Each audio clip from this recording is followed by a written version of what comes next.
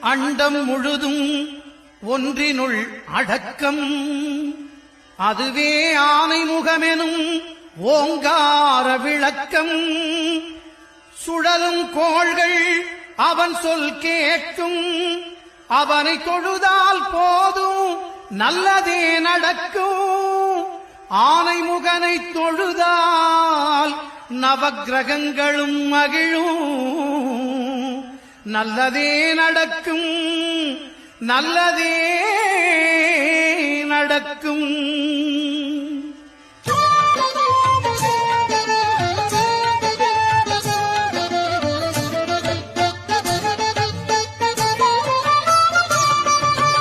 ஒன்பது கோளும் ஒன்றாய் காண அங்கு கற்பகம் என்னும் கடவுளின் மெய்யில்